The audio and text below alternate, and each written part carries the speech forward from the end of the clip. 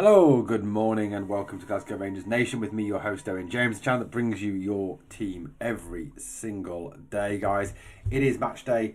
It is a 3 o'clock kickoff at Ibrox. As I've always said, when God intended football to be played, 3 o'clock on a Saturday, that's when it's supposed to be played. It's not supposed to be played on a Sunday or a Sunday night or a Sunday evening or even a Saturday night, really. It's supposed to be played on a Saturday afternoon at 3 o'clock. Well, look, that's just us, I suppose, traditionalists. So what have we got today? We've got a bit of personal stuff to come on, just talk a little bit about the channel. We're going to talk, obviously, about the game today. We're going to talk about the team news. We're going to talk about a fitness boost. Yes, an actual fitness boost. We've got Old Firm ticket news. Yes, actually, Old Firm ticket news. Obviously, very positive about that as well. So let's talk all things Rangers this morning, obviously on Saturday, the 1st of March. It is the 1st of March. Happy St David's Day to those who celebrate, the Welsh loyal, no doubt, celebrating today the patron saint of Wales. Obviously, being part Welsh myself, very important day, very important day. Right, look, let's talk of first of all, before we get into the actual game news, obviously, of the game Motherwell versus Rangers. Hang on to the end of the video. I'm going to talk a little bit personal about how, at the moment, we're finding it hard to make videos here on the channel. I want to talk a little bit about that just at the end of the video. But let's start off by talking about that news that the clubs have finally agreed. You know, there's finally been some common sense. There's finally been a bit of mature behaviour from Rangers and Celtic, and there's been an agreement that away fans can attend games. Now, we've had numerous reasons given for reasons why, of course, they can't attend games. We've had the whole situation around, let's face it, we can't have games because, of security threats and safety problems and blah, blah, blah. And it seems like, I think that was all just smoke and mirrors, personally. I think, the problem was always that they wanted the whole of the Broom loan. We said no, that's never going to happen again. There was the European allocation talked of, but that never seemed good enough for them. So look, it seems there's finally an agreement come to an agreement. Now, I think, I'll be honest with you, and maybe this is my blue eye goggles on here. I think it was mainly them that were causing the problem. Realistically, I think, look, yes, I know Rangers had a part to play in the past, but overall, I think their unrealistic expectations about getting what they wanted was always going to be an issue, and thank God that we finally got over it. So the allocation will be 4% of the stadium's seatable capacity. So 4% of the stadium's seatable capacity, which means the Parkhead game will have around about 2,400, 2,500 Rangers fans in attendance. And look, as much as that is kind of a small amount of fans, a small minority of a big crowd, it's still better, I think, for the Old Firm to have that kind of atmosphere where you've got two sets of fans. And look, 2,500 away fans can make quite a lot of noise. We know that. We've seen, Rangers fans, even smaller allocations as 500, absolutely out-sing and out-shout crowds all over Scotland. So look, it's positive. And the same token, the post-split derby will take place at Ibrox. They'll get just over 2,000 tickets as well for that game. So it'll be interesting, obviously, to have them back in Ibrox. I think, look, 4%, about 2,500. It's similar to what European allocations are. It's the sensible number. I think, look, no matter what you think of the situation, and I realistically, I don't want to ever see them getting the whole of a stand again. I think that's just ridiculous, because it reduces the number of fans from the home club that can attend the game. The season ticket holders have to be moved, and there's issues caused by it, and it's not fair. At the end of the day, the club each club have a duty to look after their own fans, and home fans have to come first for me. So, look, it's about reaching a happy medium. It's about reaching a happy compromise. And to me, it seems like this is a bit of a happy compromise. And look, I welcome it. 100% welcome it. And Barry Ferguson spoke up in positive of it as well. I think it's a good thing. It is a good thing, and it'll be good, for the players as well to have, Rangers fans in attendance at that game at Parkhead. Right, let's turn our attention to today's game. Rangers host Motherwell in Barry's homecoming. Barry Ferguson's first game managing at Ibrox after that fantastic comeback victory the other night. look, at the end of the day, this is going to be huge for him, and I think he's really looking forward to it. He's really looking forward to, obviously, been managing a team and coaching a team at Ibrox, and been there in front of the home fans. And like Barry said himself, the last two home performances have not been good enough and have not been up to standard. And it'd be really interesting to see how Rangers start and how Rangers play come kick-off time. I think we saw a really bad start, didn't we, to that game the other night? A really poor start. Yet, we sort of had that fight back in us, and we came back, and we didn't stop. We had guts and determination, and we kept going, and the substitutions were good, and they affected the game. And I think overall, as I said on the video the other day, I don't see Philippe Clement's Rangers team coming back from that deficit. I really genuinely don't. I don't see them coming back from 2-0 down. It just doesn't happen. I think we go on to lose that game 2-0 or 2-1. But Barry certainly made a difference. And not just Barry, but also the input you could see Neil McCann having on the sideline as well. You could see him coaching and talking players through things, which was great to see. But look, I think Danny Barry was just a cheerleader either. You could see he had a tactical kind of input as well, and was directing things from the sidelines, as well as obviously coaching the team. But look, in terms of what the team's going to look like tomorrow, I mean, I personally think it'll be very similar to the team that played the other night. I genuinely do, against Killy. I think he will stick with pretty much with the same players. I think he is a kind of manager that will go with, let's stick to the winning side. Let's stick with a winning 11. You don't change a winning 11. This is very much the sort of way that Barry grew up, wasn't it?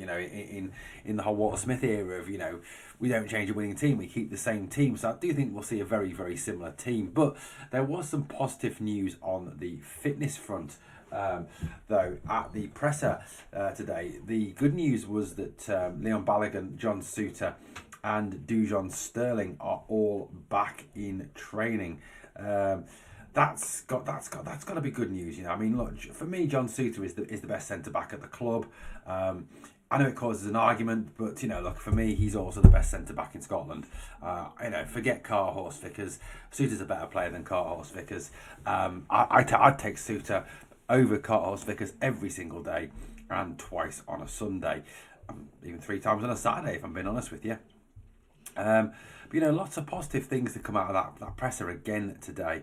And Barry's a good watch, isn't he? He's a good watch. He's an interesting watch when it comes to talking about the whole situation. Now, look, he's had a limited time again to work with the players. You play that game, you've then got a recovery session, and again, it's a limited amount of time. So again, you've got a limited input time for Ferguson, a limited time to change how we're going to play and what we're going to see. So, it is very much kind of a topping up, sticking plasters on, keep it, just keep it moving forward, keep it positive. That's got to be the way it's going to be. But Barry Ferguson did say at the presser today, he says, in the next week we'll get a few days on the training ground to work on areas I think we can improve. I want competition for places. I want everyone to know they have to earn that shirt. I think, look, for a manager, for any manager, whoever the manager is and his coaching staff, the more time they can get on the training ground with the players to actually, put things into place. And it seems, that Barry has targeted things and seen things that he doesn't like. And, look, there is a lot of things that need to be improved about this Rangers team. I think, there's a need for more clinical approach in front of goal. I think there's a need to defend set pieces better and need to deliver set pieces better. James Tavernier needs to be taken off set pieces. But, there is a need, I think, to kind of work on all these things. And the only way you get to do that, the only way you actually put that right is on the training pitch. And it'd be good for Barry and the boys to have a bit of time with the team. I also like this whole thing about you need to earn that shirt. I think for too long now at Rangers, players have become too comfortable in their position. They've become too kind of thinking that, well, it's my shirt no matter what. James Tavernier, for example. It doesn't really matter how bad I play, Jack Butland, but I'll keep the shirt. And I think, we do need to have that whole situation where we are having a real battle over who starts in certain positions. And going forward, whoever the manager is next season, we need to build a squad where we have 2 players for every single position, that 2 players are pushing each other for every single position, that the player in possession of of the shirt, or in possession of the place on the field, knows that behind them they've got someone who's pushing hard to take their place. At the end of the day, iron sharpens iron. Two dogs, one bone. If you've got two dogs fighting over one bone, the fittest dog, the strongest dog will win. And that's what you want to see on the training ground. Two dogs fighting over the right back, two dogs fighting over the left back, etc., etc. Well, except these are footballers, obviously not dogs. It's just the analogy, obviously. But it was good, like I said, to see Balogun back, Suter back, Sterling back. They all trained yesterday. Barry just said it's going to be about now looking at looking at how training affects them, what the situation is post-training, when they come back into the building, obviously tomorrow before the game, where are they up to with their fitness. Look, I think realistically, you're not going to see them start. It's very few managers will throw players who've just come back from injury in to play, straight from the get-go. So I do think it will be a case that, if Sterling, Balogun and Suter feature at all tomorrow, it'll be from the bench, if anywhere. But look, it's good options to have back for Barry Ferguson, to have an alternative to James Tavernier, to have an alternative to Proper and Nsiala. I mean, especially given how bad Nsiala played the other day. To have Suter back, to have Balogun back, certainly gives us options there. I mean, that could possibly be the only area you may see changes tomorrow. Maybe, with Ridvan Yilmaz starting at right back, and maybe James Tavernier in centre back. I mean, I personally don't think James Tavernier is a centre back. I think he gets caught out of position too often. And look, that's not me hating on James Tavernier. That's just knowing that playing right back and playing centre back are two very different sets of skills. To play as a right back, you are constantly, you've got that reference of the sideline there, you've got the reference of where you are on the pitch. Whereas when you're playing as a centre back, you've got to have the reference of someone one side of you, someone other side of you, maintaining the gap, maintaining the position between you, holding the line. It is tougher from the inside rather than from the outside. So there is a difference, between playing centre back and playing right back. I mean, it may be a situation that Suter does come back in tomorrow, today, just because of the fact, obviously, that Nsiala was so poor the other day. And I think, look, Nsiala, I mean, let's not write the kid off. I think, like any young player, they have their peaks, they have their troughs, same as Hamza's having right now. Young players coming through the system, young players will have, 2, 3, 4, 5, 6, 7 weeks of really quality play, and then suddenly there may be a dip there. That can be for a number of reasons, but it happens, and that's the time to take them out the firing line, to give them the rest, to then obviously bring them back at a later date and slowly reintroduce them. You've got to be careful with young players. You can't just throw them in and expect them to go from the get-go to reel off 10, 15, 20, 25 games on the bounce and be of the same level. It is a huge step up from playing B-team football, from playing reserve football, to then play first-team football. There is a big difference, and I think that's something that obviously some of these younger players are experiencing. So, look, there may be that situation with Nsiala, that he's going through a period where he's perhaps fatigued, he needs a bit of a rest, and then we'll bring him back in a couple of weeks' time and see how he goes again. It's about nurturing him through these difficult times, and hopefully that's something that Barry and Neil and Billy Dodds and Alan McGregor can do and help Nsiala regain his confidence. But big respect to Nsiala though, because he could have quite easily taken the kind of strop, throwing his toys out the pram, stormed down the tunnel, but he didn't. He went over, he shook his manager's hand, he sat down, he stayed on the bench. He was he did the right thing, displayed a very, very good attitude. So look, fair play to him for that when he came off the other night. So look, Motherwell are the visitors at Ibrox, and look, you've got to say that Rangers will be the favourites, that they really are, going forward. I think Rangers need to have that confidence from the get-go. We cannot have a position where we are, again, playing poorly for the first 45 minutes and it takes a second half comeback. There's got to be the fight, the desire, the heart, the speed of play right from the off tomorrow. Barry Ferguson said, obviously, at the presser today, he said, when you're playing at home, we looked a bit timid at times at Ibrox. And I think that's true. There wasn't the aggression there. There was too much passivity. There was too much negativity, from the teams, against Queen's Park, and against St Mirren. And we need to see Rangers getting away from that and going physical, going after teams and being aggressive from the start of the game. Barry went on to say, he says, we need to be a dominant force at Ibrox and away from home. you will see a different Rangers team, that is for sure. And that's certainly something we're going to hope tomorrow, that we see a Rangers team playing quick football, playing aggressively, and getting after them straight from the go. I think that's got to be the key thing for me tomorrow. To get out there and really attack them and really go for them. You look at the table at the moment. Obviously, we sit second, 13 points behind Celtic. Still not the league. The league table doesn't lie. It's over. They've won the league. It's all about now, sort of getting through the end of the season.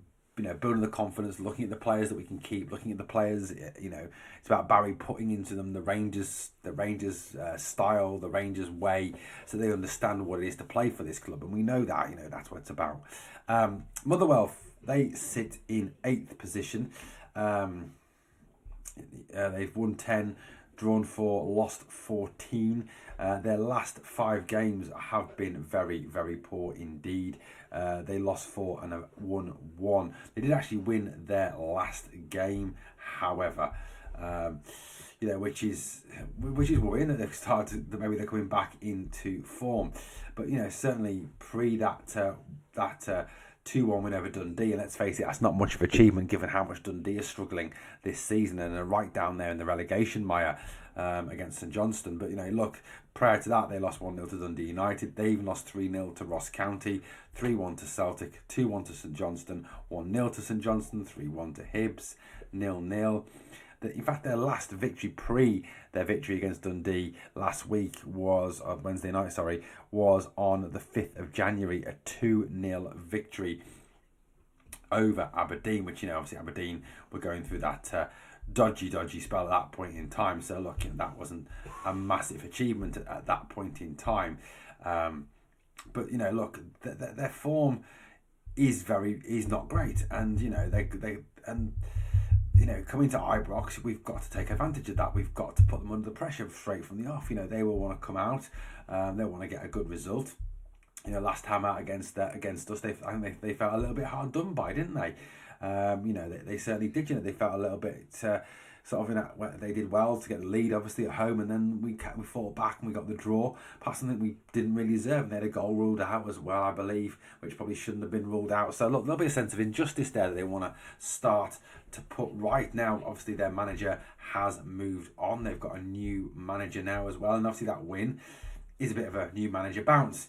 Their new manager is Michael Wimmer. He is a German manager from the amazingly named Dingolfing. I think it's a great name for a place, Dingolfing in West Germany. He's 6 foot. He's a guy who managed Austria Vienna for a year. He was an interim manager at VfB Stuttgart. Never really had any much of a playing career, but he's now with Motherwell. Obviously, we'll want to kind of sort of take them forward. So it's interesting, obviously, this new manager they've got, and it'll be interesting to see what he gets out of the team and how he lines the team up against Rangers at Ibrox tomorrow. And does he go down the kind of path that all teams do at Ibrox, low blocks, spoil, or does he come out and play? Does he not kind of been a manager from the continent, not kind of sort of toe that line? It'd be really interesting to see how they line up tomorrow. Now, last time out, they played a 3-4-3 system, or a 3-4-2-1 system, a back 3, which I think will look like a back 5, a midfield 4, and a single 1 up top, I think, when it comes to the game today. So Balcom in goal for them last time. O'Donnell, Gordon and Casey were their back 3. Casey actually scored twice the other night. Sparrow, Halliday, Andrews and Thompson, their midfield 4. Slattery, Armstrong and Miller, their attacking 3. So look, it will be interesting to see how they play, and I think a lot of eyes will be on Lennon Miller as well, and how he's done, obviously post injury as well. So look, they're going to come and they're going to make it competitive. They're going to make it as hard as possible for us, and they're not going to want to lie down. I don't think. They will make it tough. They will spoil. They will do as much as they can to kind of curtail Rangers' ability to attack. Now, look, Rangers have a lot to prove today. Sorry, I keep saying tomorrow, guys, because I'm recording this Friday night. So I do apologise. If I say tomorrow, I mean today. So I do apologise for that one. But they have a lot to prove. Coming off the back of of those 2 defeats, they need to start to put this right. They really do, and today is the day to start to put that right and put on a performance. Go out there, get some goals, put on a bit of a display, get the faith back in the fans, get Ibrox bouncing again, and let's move on. Let's get this going, and let's get behind Barry and the boys. That's got to be the way we look at it. Now, in terms of our overall record against Motherwell at home, rather than just obviously looking at it in terms of overall, in terms of games at Fir Park and games at Ibrox. Overall, we've played them 49 times and won 39 of them. They've won only 3 times at Ibrox, and there's been 7 draws. We've recorded 127 goals in those games. They've recorded only 41. The last time Motherwell won, obviously, was that fateful 2-1, when the whole campaign to win the league last season kind of all fell apart a little bit. So, prior to that, they hadn't won at Ibrox since 2017. So that was a bit of a come down. Thank you, Philippe Clement, for ruining that record. Our last game against them at Ibrox was a 2-1 victory. That was on the 8th of October 2024, a 2-1 win. Kevin Clancy was the referee. Our team that day, Tavernier, Proper, Suter, Yilmaz, Butland, Barron, Diamonde, Cheney, Lawrence, Scott Wright played, and Cyril Dessers was up top for us on that day. Like I said, it was a 2-1 victory. Goals from Dessers, equalised by Robin Proper own goal. It was actually at Hampden that game, I think, wasn't it, at the start of the season? I remember that now. And Cheney got the winner in the 24th minute. There was no scoring after the 24th minute. I remember that now. That was at Hampden. That was the Robin Proper's first game when he puts the ball through his own net, and Cheney when he cuts in from the right and scores. I remember those goals now very, very clearly. But look, in terms of, like I said, in terms of the team, I think it's difficult to predict. I think Barry may go with something similar to how we ended, unless obviously he brings back John Suter or Leon Balogun to play alongside Robin Proper. That could be the only option. For me personally, I think we should go with 4-4-2, 2 up top. I would go with Jack Butland in goal. I just think I don't rate Liam Kelly, if I'm being honest with you. I really don't. Tav at right back. I think Suter should start. Suter, even if you get 45 minutes from Suter, 45 minutes from Balogun, alongside Proper. I would put Ridvan at left back. I think Jefte was poor the other night, and he's not played well at all. So even since that Chelsea link. So for me, I'd go with Ridvan at left back. I'd go with a midfield 4 of Cheney wide right, Dio and Raskin in the middle, and I'd go with Hadji on the left. Possibly you could maybe rest Hadji for Bayrami, possibly. That could be an option. Bayrami did score the other day and looked slightly better. The top 2, I would go with Danilo and Dessers today, because I think Hamza needs a break. I think he does. I think, again, he wasn't great against Killy. He looked like a lacking. I think, and I've been quite vocal with this, I think the reason we're not seeing the best of Hamza at the moment is because of the fact that Philippe Clement took a player who was top of his confidence and absolutely destroyed him by putting him out on the left wing. The guy's not a left winger, he's a centre forward. And it's the same as he did with Fabio Silva. Fabio Silva is a good footballer. The guy averages 1 goal every two games in La Liga, scored against Barcelona, scored against Real Madrid. So he's definitely no mug, but Clement made him look like one by playing him out of position. He was a 10 or a 9. Where did Clement use him? On the bloody left wing. Clement's got a lot to answer for, he really has. But look, I think it will be something along those lines. Tomorrow, I would like to see Danilo get some minutes. He hasn't played for quite a while, even if we don't get an hour from him, and then bring Hamza on for the last half an hour. But I think just change up a little bit. Let's see something a bit more clinical at home, Rangers. I'm going to go for a 3-0 Rangers victory. Guys, let me know your score lines in the comments down below, and let me know your team predictions too. Right, guys, thank you for watching Glasgow Rangers Nation. Look, just a couple of personal things. I have been struggling to make videos at this moment in time because work is pretty much taking over my life. I'm just working pretty much 6 days a week, working 15, 16-hour shifts, working pretty much flat out. The other day I worked from 3 a.m. in the morning till 5:30 at night, 5:30 in the evening. Today I did a 6 a.m. till I think it was about 5:30 again that I left work again. It's taking over my life at the moment. It's absolutely destroying my life at the moment.